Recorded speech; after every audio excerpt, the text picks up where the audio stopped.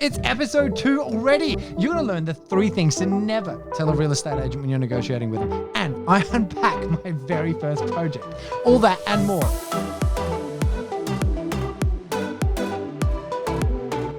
Past few weeks have been pretty cool. We're still just getting finance at the moment. So I got the frame, like I said I would. We're getting closer to things, but they're just slow at the moment. So this is very aggravating and frustrating. Just words that, yeah, they're words. It is what it is, and we got to keep playing the game. So in the meantime, the past few weeks, I've actually done a few other things to move forward. I actually got this idea from one of the guests that we had on the show. My girlfriend and I actually did a 3-month goal setting day. We got a nice hotel room for the night and basically just spent hours actually talking about what was going to happen over the next 3-month period for each of our goals, and also the action steps to be able to keep each other accountable as well, because it just makes sense. Followed by, of course, some wonderful pizza as well as just all the other general crazy real estate stuff. I managed to find time to actually sit and have a coffee with Karen Baldwin. We've had Karen on the show before. If you haven't listened to the episode with Karen, rewind back to episode 49, I believe it is. This woman's an absolute machine. Now, I was chatting with Karen a little bit about the financing side of things, the troubles we've been having, seeing if there was any tips that she was having. As much as we've got an amazing broker working on it right now, it's always just good to reach out to as many different people as you can to see maybe there's this little piece of the puzzle somewhere that you can pick up. We did actually have really good chats about actually balancing more renovation and subdivision with potential projects coming up. I just absolutely can't wait to talk more with Karen, but to get stuck into these projects. So they will be coming soon. They better be coming soon. I am such an impatient person. Seriously, don't stand in front of me on an escalator. Anyway. Let's jump into what we can talk about today. And that is my very first project. This is project number 1. Let's call it the Piri deal. So there's a few things that actually led me to this deal. And this isn't actually the first property I ever purchased. The first property I ever purchased was a little unit in town, okay?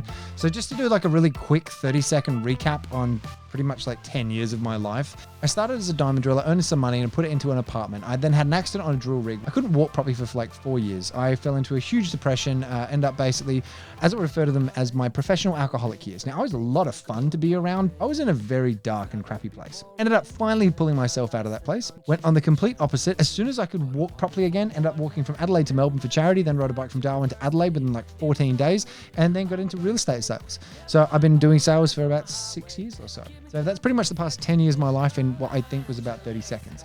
Now, let's get into this deal. This deal is in a regional town called Port Pirie in South Australia. It cost me $62,000. I like this one for several reasons. 1, I knew it was going to be cash flow positive by the time I actually rented it out. 2, it was 62 grand. So my biggest thing was that I had no idea what I was doing, and I wanted to make sure that my first project, if I just completely went balls up, it wasn't actually going to send me bankrupt. This, realistically, I just wouldn't have coffee for the week and you can pay the mortgage. It's pretty straightforward. Someone had trucked this property into the site. It was like a transportable house. They plonked it down on the site and then they went bankrupt. Couldn't finish it. Just the land itself was purchased for something like $80,000 a few years prior. So getting the house and the land for like $62,000, well, perfect.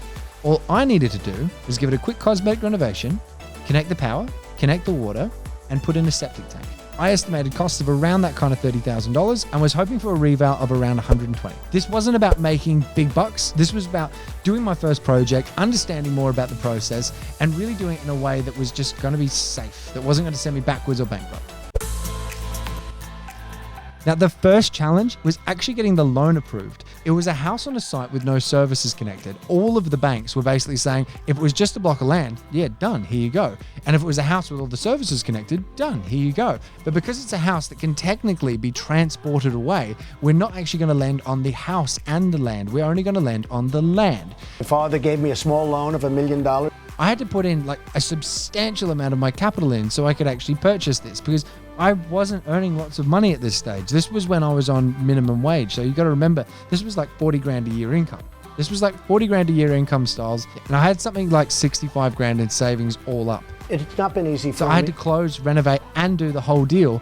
And now all of a sudden I needed to put in, I pretty much needed like a 50-50 LVR, which I mean, 62 grand. Oh, Jesus. Which I mean, for 62 grand, it's not the end of the world. But it had more to do with the available cash that I had and such a low income at the time as well. Now, the biggest challenge that I actually had with the project itself was the fact that this was happening whilst they were privatizing meter readers.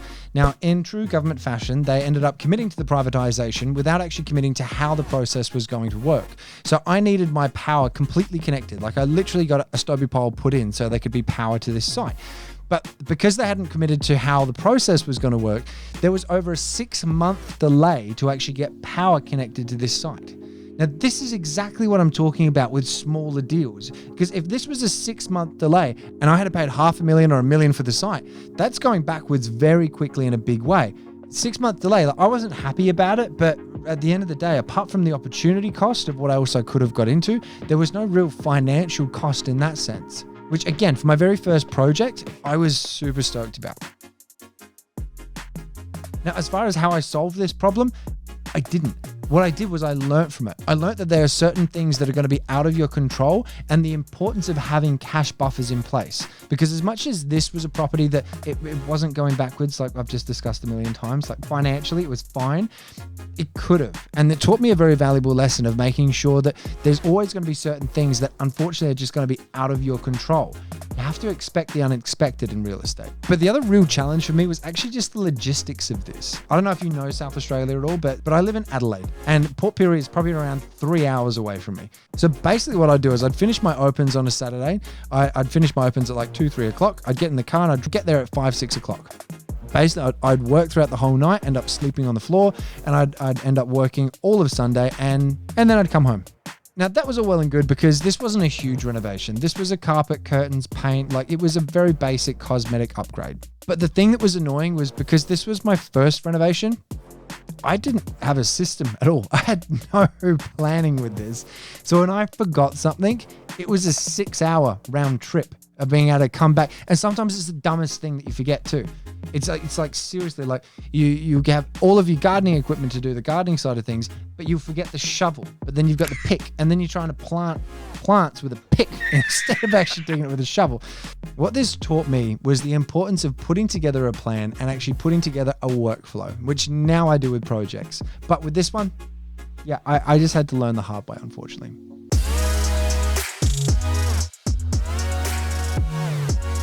Just to make this really clear as well, this is not like my FISO or the details, okay? This is an extraordinarily basic breakdown of the numbers, but just to give you guys some kind of context to this. So I paid $62,000. The actual project cost, including closing, came to $32,000.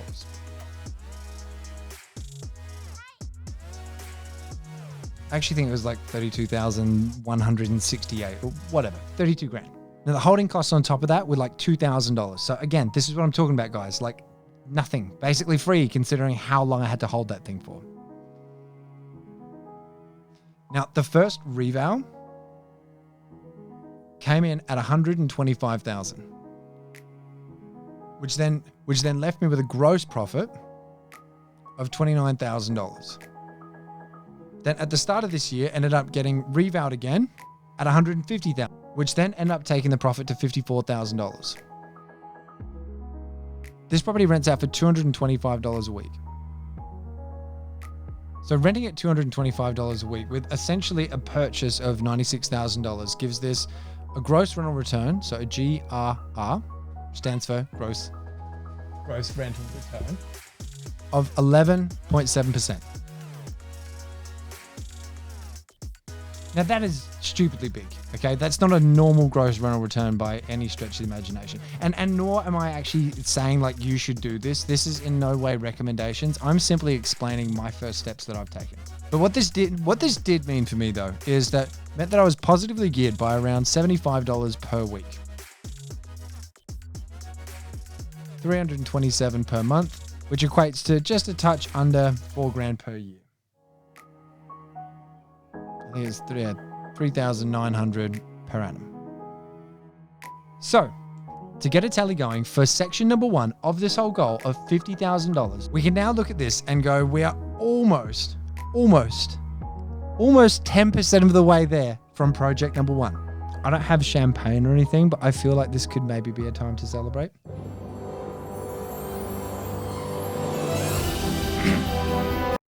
But anyway, that is the first deal. That is exactly what it looked like.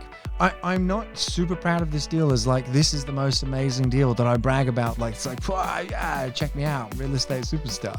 But I'm proud I took action with it. I'm proud that I did something when I had no idea what I was doing. Once you know where you want to go, once you have that goal, like I've got the goal, I want to build a passive income of 200 grand. Very, very, very clear goal, okay? Once you have that goal, start taking steps towards it. Start talking to all of the professionals, everyone that you need to as well, but start taking steps towards it.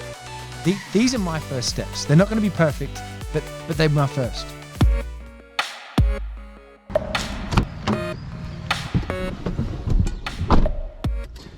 Okay, so number one is emotional triggers.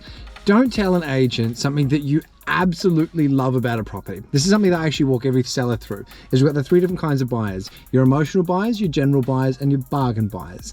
Now, ideally, you want to be in that bargain category, okay? But we're all human. Every now and then, you are going to absolutely fall in love with something. The trick here is don't tell an agent when you're absolutely head over heels about something. Because as soon as you start telling an agent, I just absolutely love this property and there is nothing else like it on the market. Well, you know what? My 3 best friends all live like 10 seconds down the road. This is just going to be the perfect place for me. That is going to be used against you. Absolutely. And if the agent doesn't use it against you, they're not working for their vendor correctly. So as much as I know this sounds like, I know this sounds horrible. This is when you're selling a property, this is what you want an agent to do for you as well. So tip number 1, keep your big emotional triggers to yourself.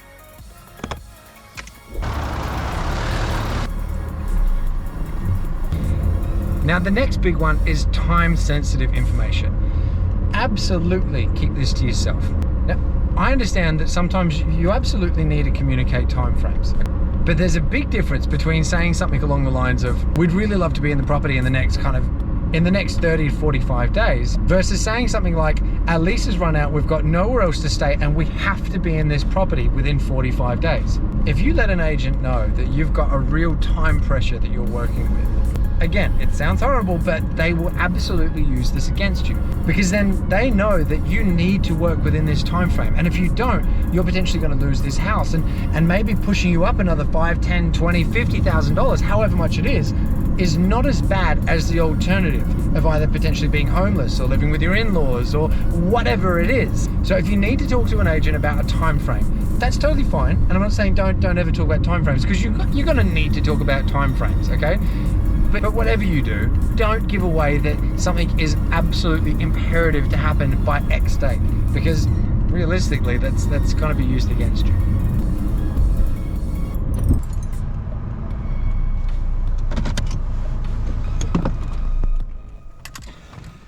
And the last one is how much you're willing to pay for a property. Now, don't confuse this with your budget, okay?